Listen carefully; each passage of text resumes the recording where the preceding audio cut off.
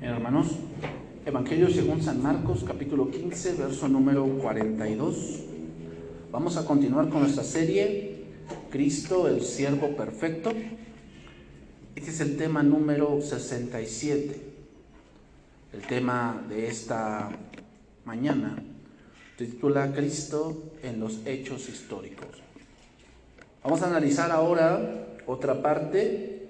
Vamos a ponerlo así. El evangelio, vamos a ponerlo así, central, porque el evangelio comprende muchas cosas, pero el evangelio central comprende de 3 o 4 cosas. Número 1, la muerte, la vía dolorosa.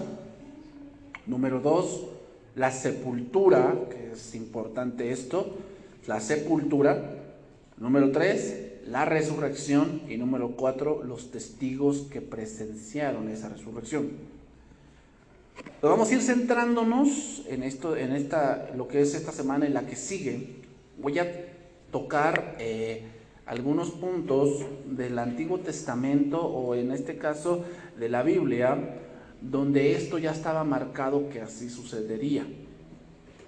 La Biblia dice que el sacrificio de Cristo ya estaba profetizado, o sea, no fue algo que híjole, se le salió a Dios de las manos, o muchos dicen, es que Satanás le ganó porque Satanás lo mató. No es cierto, eso ya estaba escrito, ¿okay? Eso ya estaba escrito, que Cristo tendría que morir. Solamente que fíjense, Satanás sabe de la Biblia, pero no la entiende. Y él sí que anhelaba matar, porque él ha sido homicida desde el principio. O sea, Satanás anhelaba matar al Hijo de Dios, pero no se daba cuenta o no entendía que al morir Cristo, él ganaba. Él no entendía eso. Y sí lo hizo, porque ocupó a la gente, le llenó de pensamientos inicuos contra el Hijo de Dios, pero no se dio cuenta que al hacer esa acción tendríamos eterna salvación. Satanás sabe muy bien la Biblia, pero no la entiende. No la entiende. Entonces, vamos nosotros ahora a ver un poco esta parte, si Dios lo permite, ¿ok? Marcos capítulo 15, verso 42. Cuando llegó la noche, porque era la preparación, es decir, la víspera del día de reposo, estamos hablando que aquí en este tiempo más o menos era el día viernes, como las 4 o 5 de la tarde. Y eso te los pongo ahí porque ahorita lo vamos a analizar. José de Arimatea, miembro noble del concilio, que también esperaba el reino de Dios, o sea, era un hombre que anhelaba que conocer al Mesías, vino y entró osadamente a Pilato y pidió el cuerpo de Jesús. Pilato se sorprendió de que ya hubiese muerto, y haciendo venir al centurión le preguntó si ya estaba muerto, e informado por el centurión, dio el cuerpo a José. Podemos decir, hermanos, que Jesús es el ser humano más conocido sobre la tierra. Es el ser humano más conocido. De nadie se habla, para bien o para mal, que de Jesús. Inventándole chismes, inventándole que tuvo un hijo, inventándole que no se murió, que nada más se emborrachó, inventándole que era homosexual, y por otro lado inventando que no es Dios, o que sí era Dios y por eso resistió la crucifixión, por eso resucitó, cosas así. O sea, de nadie se habla tanto así como de Jesús. Yo creo que sin duda alguna vez en la vida del ser humano, que son 70 y los más robustos 80, han escuchado, aunque sea una vez, de Jesús. Una vez. ¿Por qué? Bueno, porque Jesús partió la historia.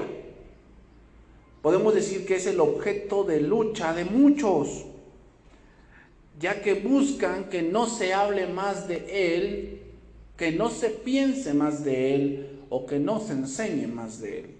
Muchos luchan contra eso. Sin embargo, los hechos de la historia les remarcan más y más lo sucedido hace más de 2000 años.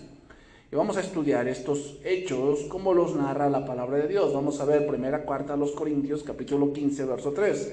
Ahí Pablo nombra estos hechos que te estoy mencionando y que vamos a ir analizando. Hechos, capítulo 15, primera carta a los Corintios, capítulo 15, verso 3.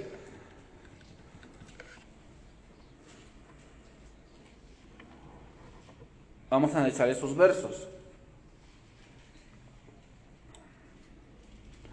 Dice ahí: porque primeramente os he enseñado lo que asimismo recibí, que Cristo murió por nuestros pecados, y fíjate cómo dice, conforme a las Escrituras, conforme a las Escrituras. Eso es muy importante. El sacrificio de Cristo no fue algo que sucedió por equivocación, aunque obviamente fue un juicio erróneo y condenaron al justo.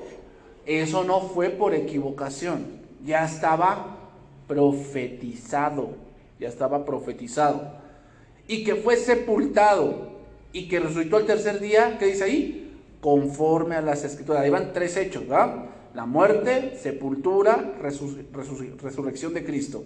Luego dice, y que apareció a Cefas, y después a los 12, la cuarta es testigos. Después apareció a más de 500 hermanos a la vez, de los cuales muchos viven aún y otros ya duermen. Después apareció a Jacobo, después a todos los apóstoles, y al último de todos, como a un abortivo, me apareció a mí. Mira, es interesante lo que dicen estos versos. El apóstol Pablo, y la frase que se repite 2 veces es conforme a las Escrituras. Entonces, analicemos un poco este pasaje. Primeramente, ¿qué debemos de decir? Que es algo que se transmitía de persona a persona, se enseñaba eso. ¿Qué se enseñaba? Oye, Cristo, el Mesías, murió no para liberarnos del yugo romano, murió para liberarnos del pecado, porque eso ya estaba profetizado, Leemos el contexto, versículo 1 y versículo 2 de 1 Corintios. Además os declaro, hermanos, el evangelio que os he predicado, es el evangelio, el cual también recibisteis, en el cual también perseveráis, por el cual asimismo, si retenéis la palabra que os he predicado, sois salvos, y si no, creísteis en vano. Veamos, Pablo empieza a poner el evangelio en la escena y va a hablar de una parte muy importante que abordaremos la siguiente semana. La siguiente semana abordaremos la resurrección. ¿Por qué es importante la resurrección? ¿Por qué?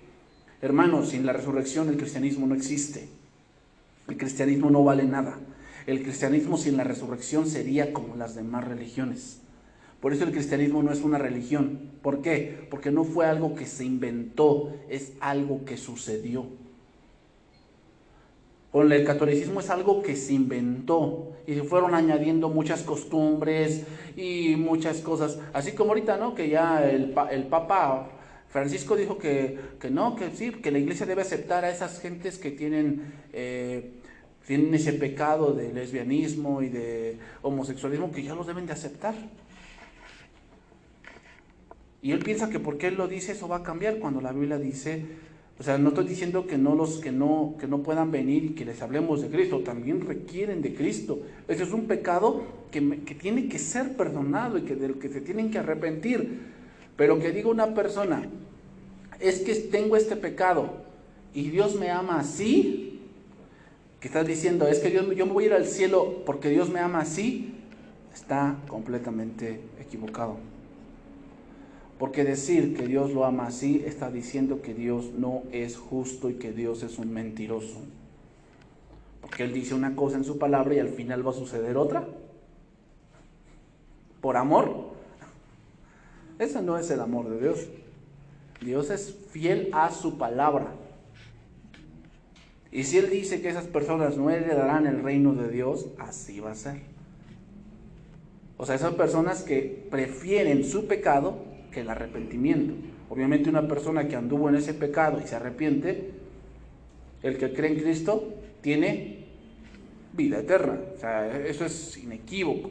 ¿Ok? Entonces, la resurrección no es algo aislado, hermanos. No es algo que digamos, hay solo algunos cuantos se les presentó. Por decir, una religión que tiene eso es el Islam. Es el Islam. Los árabes, ellos tienen a Mahoma. Mahoma como el gran profeta, y solamente él vio esa revelación de que Mahoma ascendió ahí en el monte donde estaba el templo, porque ahí tiene una mezquita que se llama la Cúpula de Oro. ¿Sabes por qué tiene esa mezquita allí? Porque supuestamente dentro de esa mezquita está una piedra donde se fundó el universo, y que desde esa piedra Alá ascendió, por eso tiene esa cúpula ahí. Pero fíjate, nada más fue Mahoma quien vio eso. Nadie más puede testificar que eso sucedió. Como que eso de que no, es que nada más esa persona tuvo la revelación. ¿Sabes quién tiene también eso? Los mormones. El fundador se le presentó un ángel llamado Moroni. Nada más a él. Entonces Moroni le dijo, no, pues ve allá a cierto monte y vas a encontrar unas planchas en egipcio y en árabe. Tradúcelo, y ese es el libro del Mormón. Pues el libro del Mormón trata sobre dos tribus que se vinieron para América, y de ahí salieron los negritos, porque pues, una tribu se portó mal, y Dios en castigo los convirtió en negritos. Por eso ves a un mormón blanco y otro así medio morenillo, porque es supuestamente como que la reconciliación de esas dos tribus, supuestamente.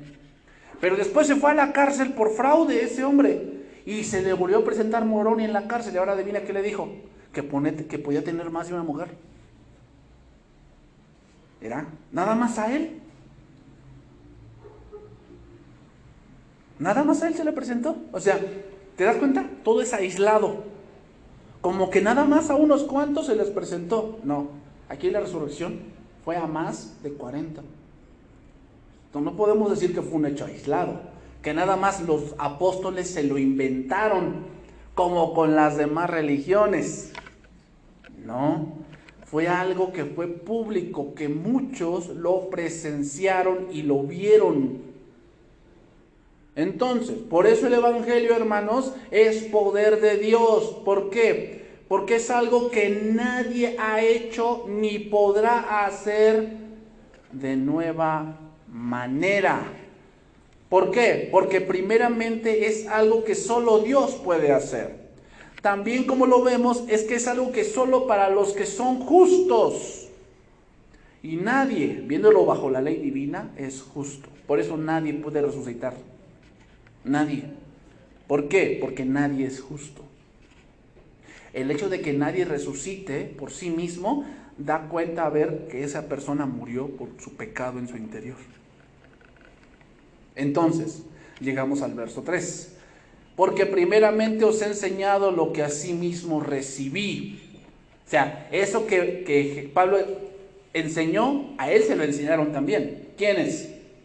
Los apóstoles, pero no solamente ellos, sino también los testigos oculares que vieron a Cristo, porque los menciona ahí también. O sea, dice, y después apareció más de 40 hermanos. ¿Por qué menciona ese número?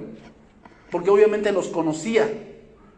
Y algunos ya habían muerto. O sea, quiere decir que Pablo conoció a muchos que fueron testigos de que Jesús resucitó. O sea, no fue algo como que nada más me lo dijo Pedrito y pues yo le creo. No fue así. O sea, como muchas religiones así empezaron y así empiezan. Como hay un iluminado por allí que supuestamente Dios le habló y que no sé qué rollos. Pero no hay nadie que compruebe lo que él dice. El cristianismo no es así. Por eso el cristianismo no es una religión, hermanos. Es algo que sucedió. Entonces vamos a analizar este punto. Dice que Cristo murió por nuestros pecados, ¿qué? Conforme a las Escrituras. Entonces vamos a ir analizando esto que Pablo está diciendo. Cristo no vino a este mundo, fíjate, Cristo no vino a este mundo para establecer un reino material, sino Él vino a morir por el hombre pecador. Mateo capítulo 20, verso 20. Vamos a analizar ahora ese pasaje. Estamos en el punto, hermanos, lo que queremos analizar es que lo que Cristo sucedió en la cruz del Calvario ya estaba profetizado. Lo que sucedió en la cruz del Calvario ya estaba profetizado. No es algo que, ay no, pobrecito, ay no, sí, a Jesús lo mataron, ay, qué injustos. Sí, sí, o sea, sí fue injusto, pero era necesario.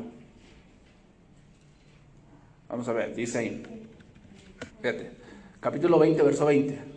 Entonces se le acercó la madre de los hijos de Zebedeo con sus hijos, postrándose ante él y pidiéndole algo.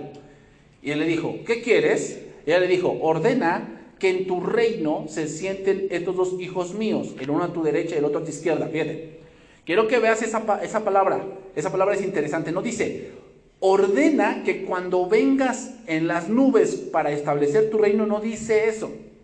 No dice, cuando vengas, en el sentido, ordena que cuando vengas a reinar, no dice eso.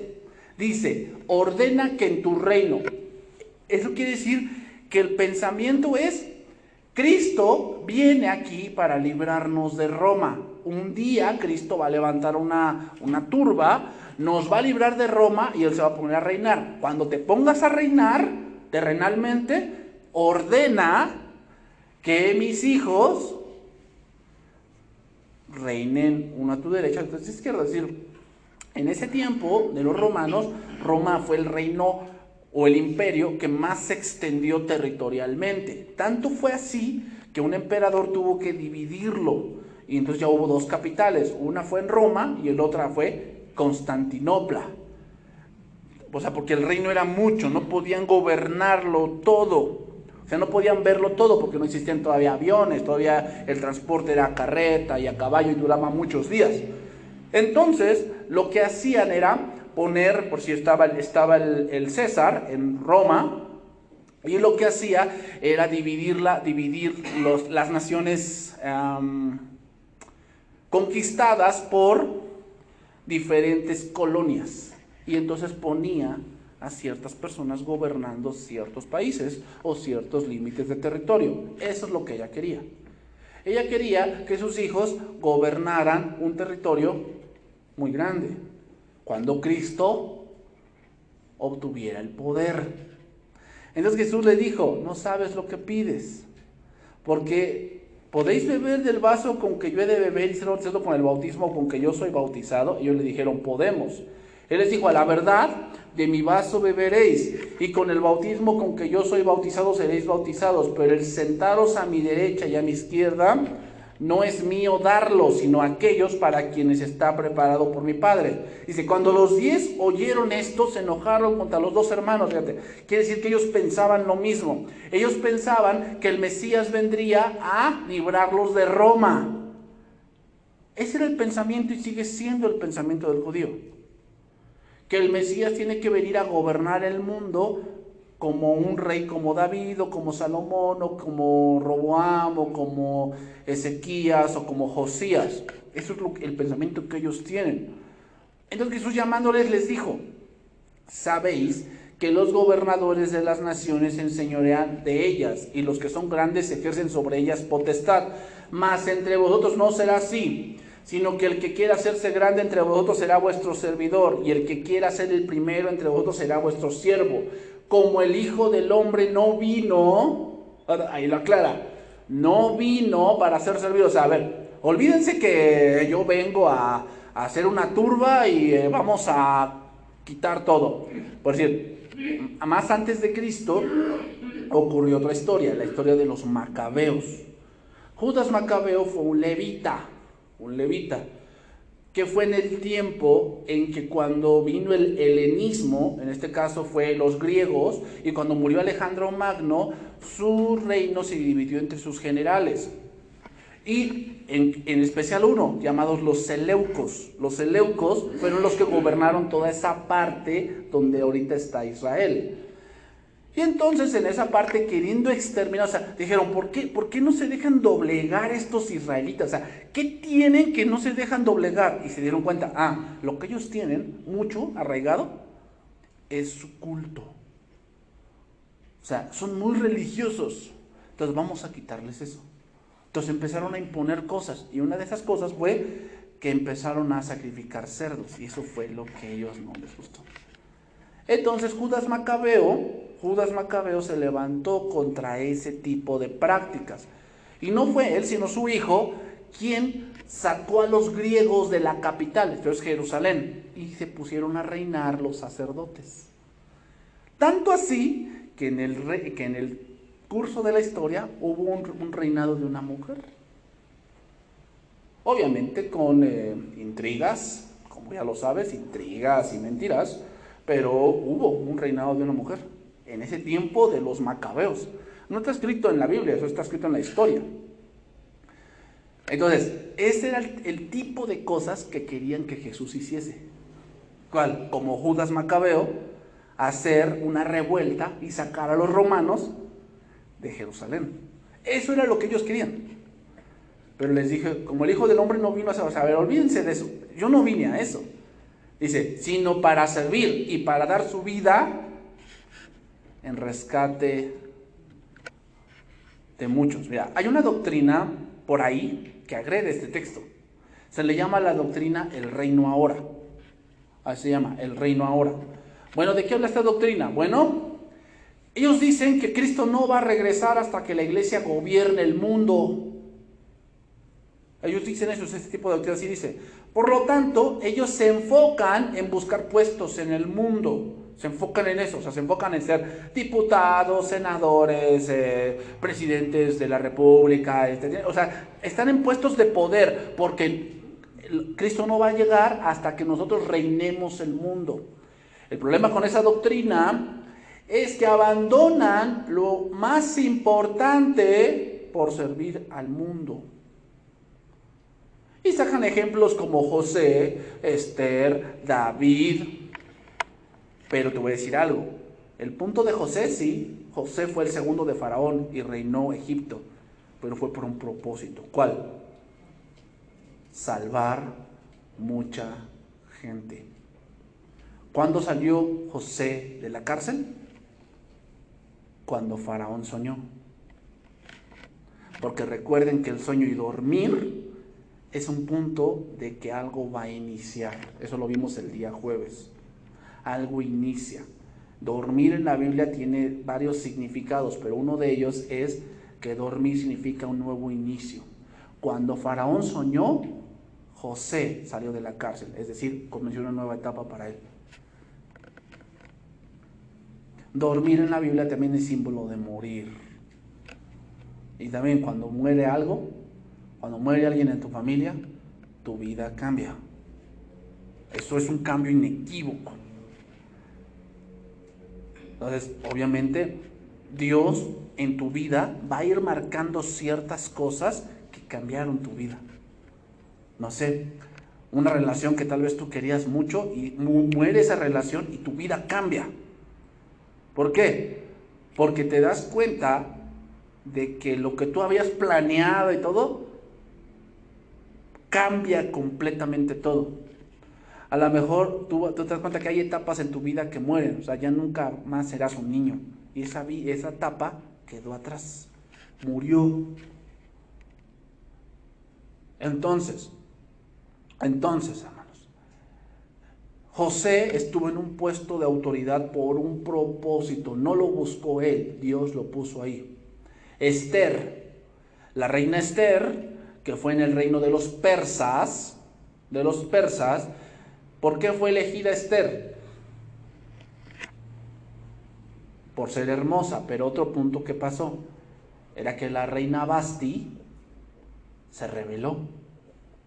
Si no hubiese pasado eso, pues Esther ni siquiera hubiéramos sabido de ella.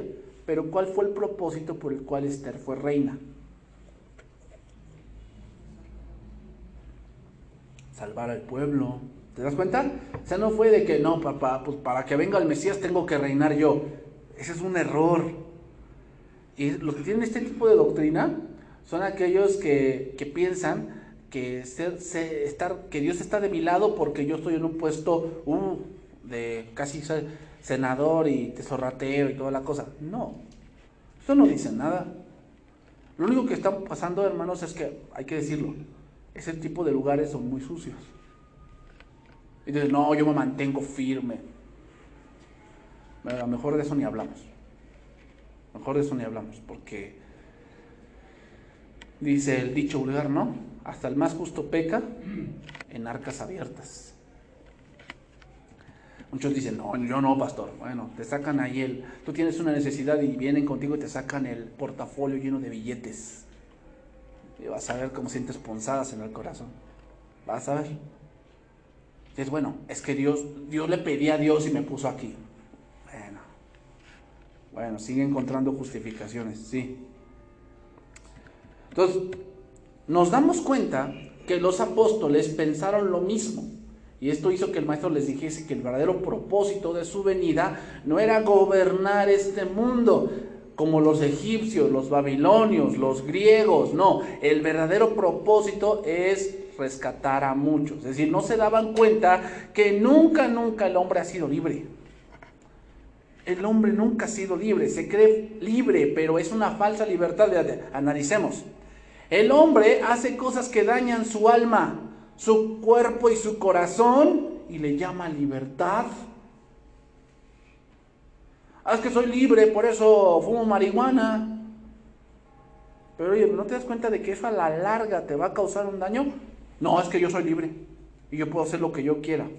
¿Te das cuenta? Algo que le daña, le llama libertad. Es que yo soy libre y debo de buscar mi felicidad. Pero mira, seguimos más adelante, versículo 29 de ese mismo capítulo. Al salir ellos de Jericó, les seguía una gran multitud. Y dos ciegos que estaban sentados junto al camino, cuando oyeron que Jesús pasaba, clamaron diciendo: Señor, Hijo de David, ten misericordia de nosotros. Y la gente les reprendió para que callasen, pero ellos clamaban más diciendo: Señor, Hijo de David, ten misericordia de nosotros. Quiero que nos detengamos en lo que ellos gritaban. Decir Hijo de David, ese título en especial hace una referencia a lo que David representaba. ¿Qué representaba? Número 1, libertador. ¿Cuál era la opresión de Israel en el tiempo de David? No eran los filisteos, era un rey llamado Saúl. Un rey elegido por los hombres, quien se volvió en contra de quienes lo eligieron, volviéndose un hombre insensible, iracundo, que perseguía y mataba a sacerdotes. ¿Sabes quiénes eran como Saúl? Los fariseos. Eran iguales. Hacían lo mismo, perseguían y mataban y aborrecían al pueblo.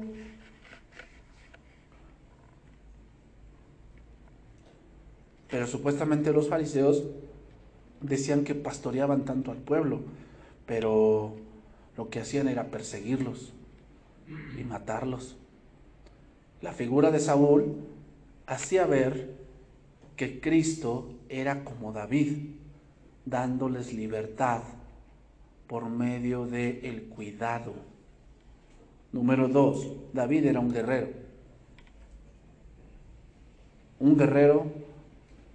Casi los filisteos y los gigantes en el tiempo de David fueron exterminados. Si hubo uno que mató muchos gigantes, ese fue David. Y empezando por Goliat, ¿no? Pero tú lees más adelante la historia y te vas a dar cuenta que él tenía paladines que mataban gigantes. Fue un tiempo de mucha victoria. David jamás perdió una batalla, jamás. Nunca huyó de sus enemigos, jamás. Jamás David conoció la derrota en el campo de batalla. Tuvo otro tipo de derrotas, pero nunca fue en la guerra. Número 3. David era conforme al corazón de Dios. Y Jesucristo era el hombre en el que el Padre tenía complacencia. Tenía complacencia. Sin duda David siempre fue alguien que ayudó al pueblo. Y el ejemplo claro fue Mefiboset, a quien le devolvió lo que era de su padre Jonatán y que siempre comió a su mesa. Y eso fue lo que Cristo hizo con nosotros. Nos devolvió lo que el pecado o que lo que nosotros voluntariamente habíamos entregado. Nuestra libertad. Porque el hombre se esclaviza voluntariamente. ¿Cómo? Cuando peca porque quiere. No es que me obligaron, no es cierto. Él peca porque quiere. Al momento de pecar, Él le entrega su libertad. Jesucristo vino a regresarnos algo que nosotros voluntariamente perdimos. Ver que David fue alguien que intercedió por el pueblo. ¿Te acuerdas cuando empezó una mortandad por haber censado al pueblo e intercedió por ellos diciéndolo que lo mataran a él y no al pueblo? Eso fue lo que también hizo Cristo.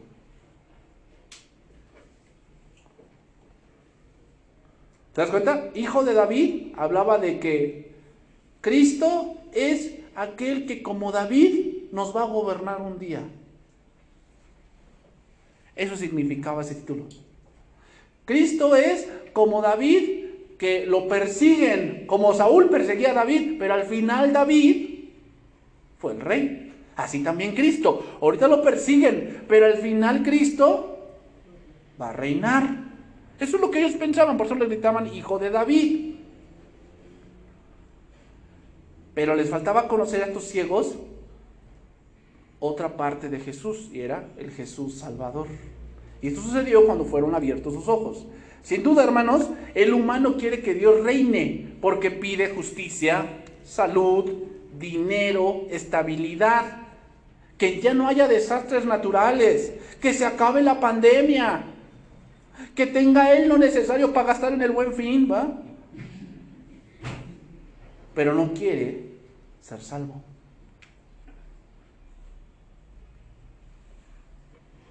Queremos todo. El hombre quiere todo. Que me cuide, que me mime, que me quiera, que me dé, que me bendiga. Oye, pero ¿quieres ser salvo? Arrepíntete. No, eso no. Ya veré yo cuándo. Pero continuemos con este análisis. No podemos dejar pasar este análisis sin algunos versos pues del Antiguo Testamento, ¿verdad? Por decir, analicemos este verso. Mateo 12:38. Mateo 12:38. O sea, seguimos en ese punto de análisis. 12:38. Aquí voy a explicar algo que sin duda algunos tienen alguna duda aquí, y lo voy a explicar ahorita. Dice 12:38 de Mateo. Entonces respondieron algunos de los escribas y de los fariseos diciendo: Maestro, deseamos ver de ti señal. Él respondió y les dijo: la generación mala y adúltera demanda señal, pero señal no le será dada sino la señal del profeta Jonás. ¿Qué pasó? Bueno, porque como estuvo Jonás en el vientre del gran pez 3 días y 3 noches, ahí estará el Hijo del Hombre en el corazón de la tierra 3 días y 3 noches. Jonás es un profeta del Antiguo Testamento que fue enviado a una nación gentil llamada Nínive. Muchos dicen que Jonás fue una fábula, pero no es cierto. Si Jesucristo la menciona, fue un hecho verídico, un hecho real, pasó, sucedió. Ese profeta vivió eso. Ahora, aquí entramos en una disyuntiva que debemos tener bien claro. Siempre decimos que Jesús resucitó al 3er día. Y muchos dicen, bueno, entonces ¿quiere decir que Jesús estuvo 72 horas en el sepulcro? No. Entonces no fueron 3 días. Porque a ver, fue sepultado, imaginémonos, Jesús fue sepultado a las 5 de la tarde. De 5 a 5 es un día, ¿no? Del sábado.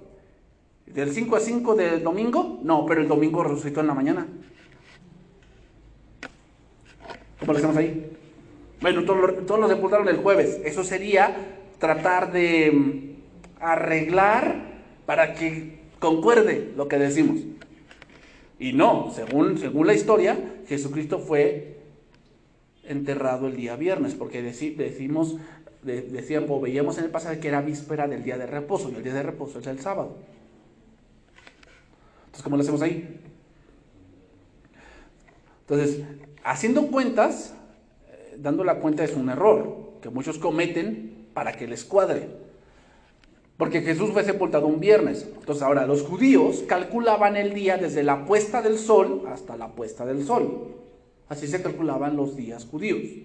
Entonces Jesús fue sepultado tarde, antes de la puesta del sol, ahí contaba un día.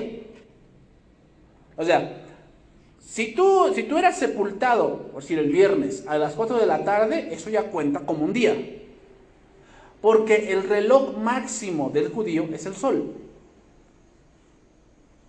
Si tú eras sepultado un día, no importaban las horas. Si tú fuiste sepultado ese día, eso cuenta como un día. Entonces sería viernes, que fue sepultado, no estamos importando las horas, sino que el punto es el sol. Viernes se fue sepultado, entonces ya cuenta un día. Sábado, 2 días. Y domingo, muy de mañana, 3er día. Así es como se cuenta, ¿eh? Porque si tú dices, no, pues así, no, pues no cuadra, no da. Entonces, estuvo en el sepulcro solamente unas pocas horas del viernes, todo el día sábado y algunas horas, ¿de cuándo? Del primer día de la semana, y así cuentan 3 días. Ahora, retomando el pasaje de Mateo. Jesús acababa de hacer un milagro extraordinario. ¿Cuál milagro? Sacar un demonio que hacía que la persona fuese ciega y muda.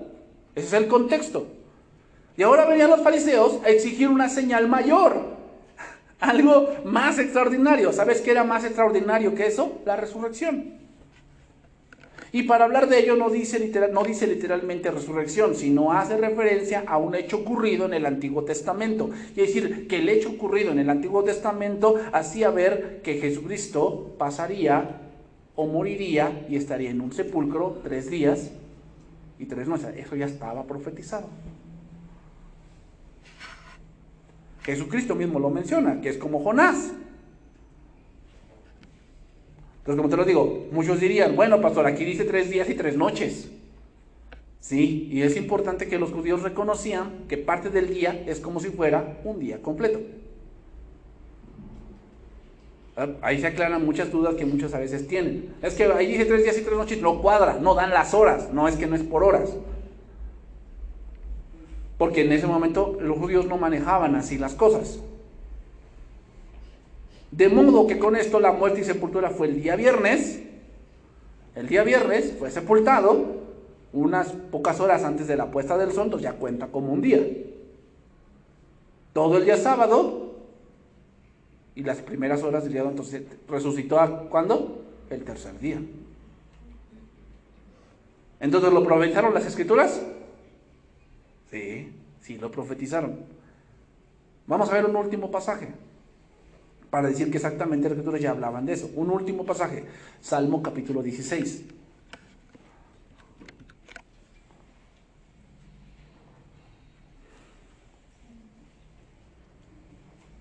Entonces, hermanos, ¿fue un accidente? No, a Jesús lo mataron por accidente. Yo escuché en el National Geographic una vez que dijeron, es que el punto de Jesús es el juicio más injusto de la historia. Y no están errando, pero era necesario. Y aún así, con todo lo que hoy tenemos de supuestamente justicia legal, estoy seguro que en este tiempo volverían a condenar a Jesús.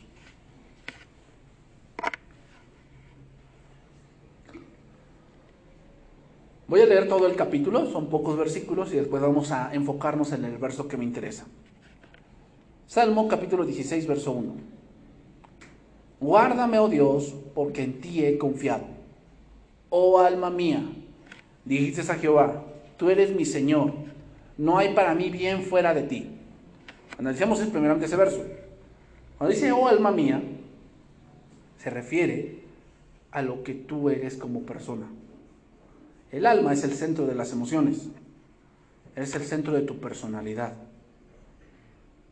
El alma es donde tú sientes que hay muchas cosas que no suceden como tú quieres, y es donde te entristeces, en el alma. Y el salmista nos está diciendo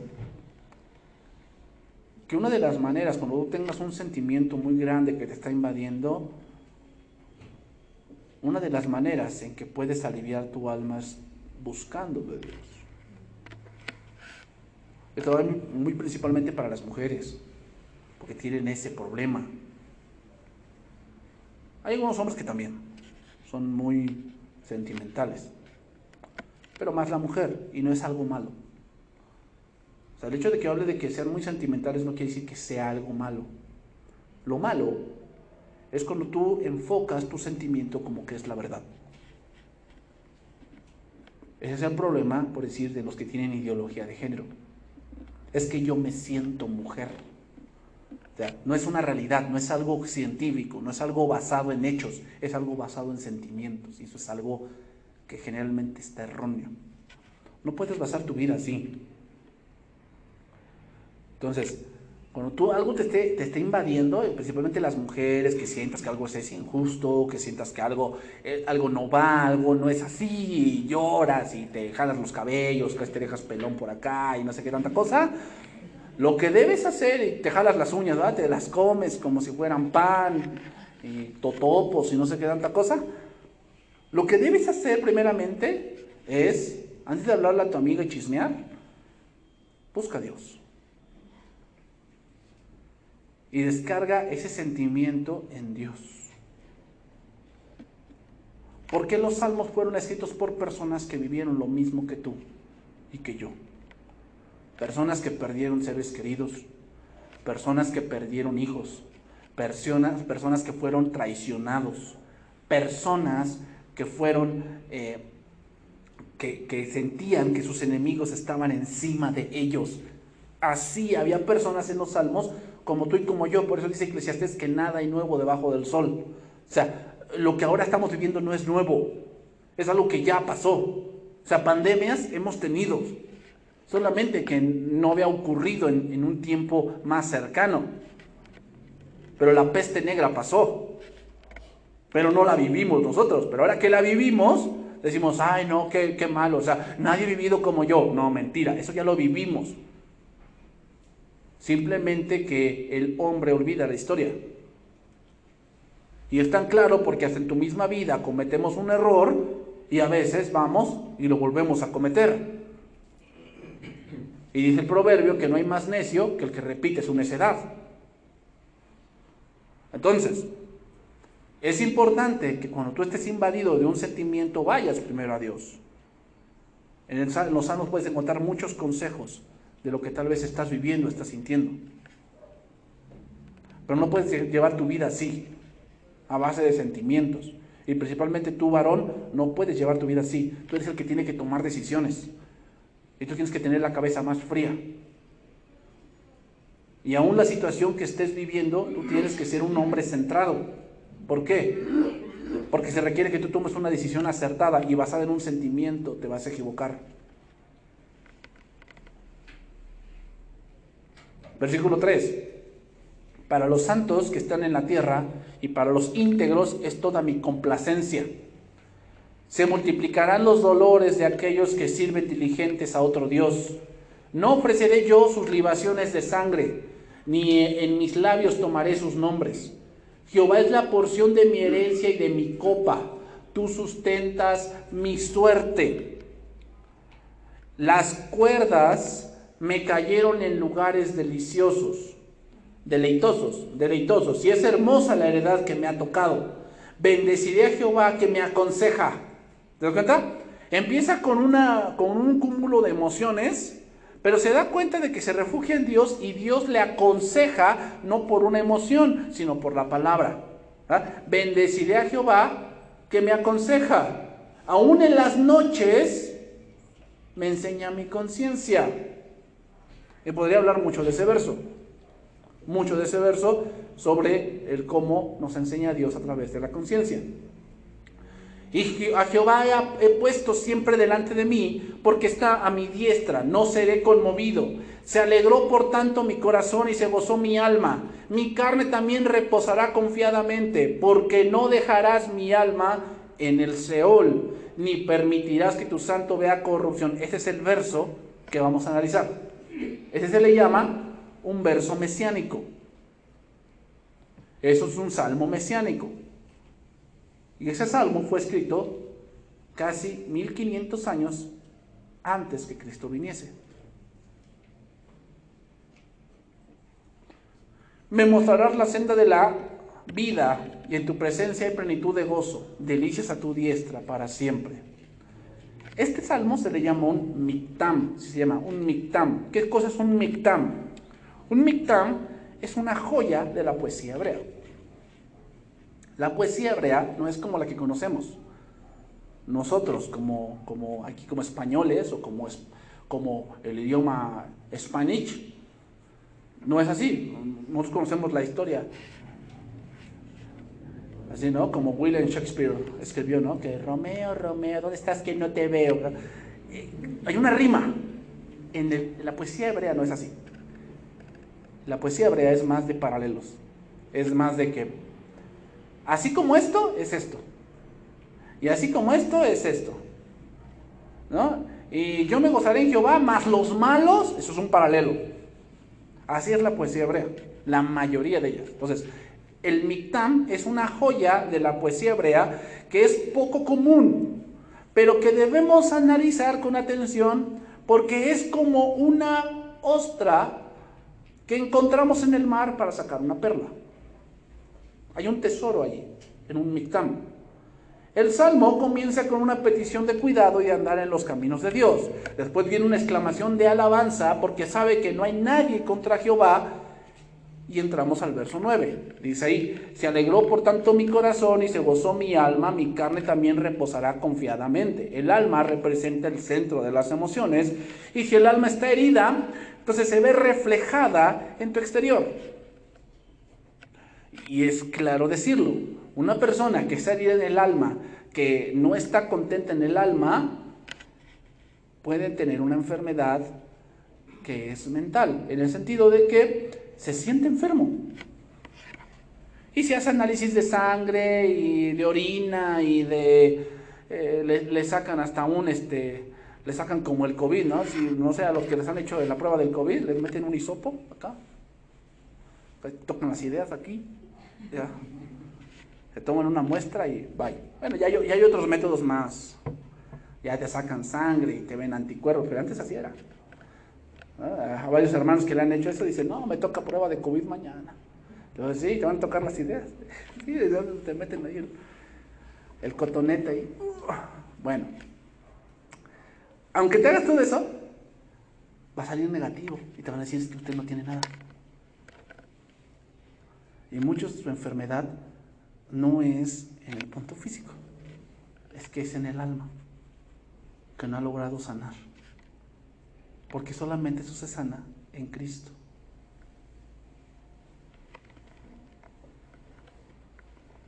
Entonces hay muchos que por sus decisiones tienen heridas ahí, por sus decisiones. ¿Cómo lograr que esas heridas tan profundas sanen? Primeramente, debes tener tiempo a solas con Dios. Mucho tiempo a solas. Platica con Dios. O sea, Dios no solamente es para que digas, ay Señor, ayúdame en mi examen. Ay Señor, ayúdame a que yo encuentre trabajo. O sea, sí, está bien en algún punto, pero la oración es más que eso. Y debes aprender a que también el Señor es tu amigo, es quien más te va a escuchar. Cuando toda la gente se ha ido y solamente estás tú solo, es Dios quien te va a escuchar y ahí es donde empiezas a sanar. Porque la palabra también es dulce medicina para los huesos.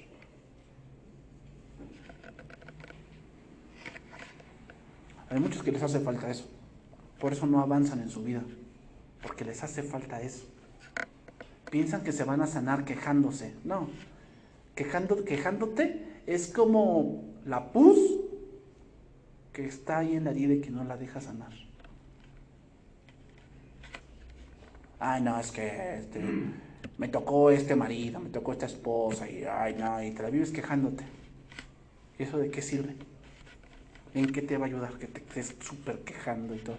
¿Te has visto personas así? Yo he visto personas así de 60 años que se la viven así, no, es que yo, todos me traicionaron, todos esto y todo lo otro. Bueno, sí, ok, te hicieron eso, ok. Y el quejarte ahorita soluciona eso, les quita un ladrillo de su casa, les derrumba, les quita las llantas de su coche que te estés quejando así. Ya seamos racionales. La Biblia sí dice que cuando tú pagas bien por mal, ahí sí ocurre algo. Pero la queja y tu desidia, ¿eso en qué está haciendo? Entonces termino. Salmo 16:10. Porque no dejarás mi alma en el Seol. Aquí Seol es el equivalente a Hades en el Antiguo Testamento. Hades es en griego, Seol es en el hebreo. Pero para los judíos, Seol es más bien un estado, no es un lugar, es un estado, es decir, muerto. De hecho, los judíos no sabían mucho sobre, vamos a ponerlo así, el más allá. No sabían mucho. Eran muy vagas las ideas que tenían ellos. Hasta que Jesús vino y les dijo cómo era. Entonces, ¿qué significa Seol? Es obvio que David habla de la resurrección postrera, pero más hace referencia a Cristo, quien no permanecería muerto, ¿en dónde? En el sepulcro. Porque el Seol es un estado muerto. Y viene algo más interesante, y es que cuando Cristo resucitó, no fue solo de espíritu, sino en cuerpo completo. Por eso dice, no permitirás que tu santo vea corrupción, o sea, que se descomponga. Corrupción significa que haya una, obviamente cuando el cuerpo, algo pasa con el cuerpo, pero cuando de verdad el espíritu se va, el punto, pues si el color de piel cambia, la cara como que se les chupa y se empiezan a hinchar. ¿Por qué? Porque los líquidos, o sea, como el corazón deja de latir, entonces la sangre ya no circula. Al no circular, se necrosa. Entonces empieza a hinchar el cuerpo, se empieza a poner como gordito. Y si no hacen, o sea, lo que hacen los que preparan los cuerpos es que te sacan los líquidos. Te empiezan a sacar líquidos del cuerpo, o sea, te meten mangueras por la nariz y por la boca. Y por sí que también por el traserito también te meten por ahí mangueras, también, para sacarte todos los líquidos, porque si no vas a reventar. Y cuando reviente, el olor es muy fuerte. Eso es lo que hacen entonces empiezan a meter otro líquido para que te preserves más. O sea, ¿por qué crees que hay muchos que le están velando a su cuerpo casi 3-4 días, ¿no? ¿Y cómo le hacen para preservarlo tanto tiempo? Por este tipo de preparación. O sea, hay cosas que te sacan del cuerpo para que no ocurra la corrupción, pero de que te vas a deshacer, te vas a deshacer. Y también obviamente cuando ya hacen eso te taponean con algodón. Taponean. Entonces, con Jesús no pasó eso. Es algo interesante, 3 días. Quiere decir que fue un milagro de preservación. Cristo fue guardado de corrupción durante 3 días y 3 noches. ¿De qué nos habla eso? Ese punto, ese hecho puntual. Nos habla de que Dios en la salvación nos preservará hasta el fin. Eso es la salvación. Porque Cristo es la imagen de lo que nosotros somos y seremos. ¿De qué nos habla eso que lo preservó en la tumba? Nos habla de que la salvación no depende de ti ni de mí, depende de Dios. Entonces la salvación no se pierde, ¿eh? ¿Por qué no se pierde? Porque no nos la ganamos. ¿Cómo vas a perder algo que tú no te ganaste? Se pierde lo que se ganó, ¿no? Por decir, hace tiempo, no recuerdo bien, es un ciclista, que tú sabes que se llama un tour que se llama el Tour de France. Son como, creo que 150 kilómetros o más, pero tienes que hacer, son de varios días. Entonces te vas contra veas inclemencias, o sea, montaña, a veces es frío, a veces lloviendo y tienes que darle. Y apenas le quitaron sus medallas porque descubrieron que se dopaba. Para ganar, él ganó 3 Tour de France. Y descubrieron que en los 3 se dopó, o sea, tomó sustancias prohibidas para que el cuerpo tuviera una mayor resistencia. Eso es hacer trampa, porque los otros no tenían esa resistencia. ¿Y qué hicieron con él? Le quitaron lo que ganó. ¿Cómo nos va a quitar la salvación? ¿O cómo vamos a perder la salvación si no la estamos ganando? La salvación se hace por la fe. Entonces, ¿se pierde la salvación? Es obvio que no. Esa es la preservación. Para que al final haya resurrección. Que eso es lo que veremos la siguiente semana. Entonces concluyo. La Escritura ya nos hablaba de la muerte de Cristo. Ya estaba profetizado. Pero aún analizaremos si Dios lo permite. ¿Por qué? Porque fue necesaria la resurrección. Entonces, para que haya resurrección, ahí debe haber muerte. Por eso Dios lo permitió. Vamos a orar, hermanos, y terminar este tiempo. Padre, te damos gracias en esta hora.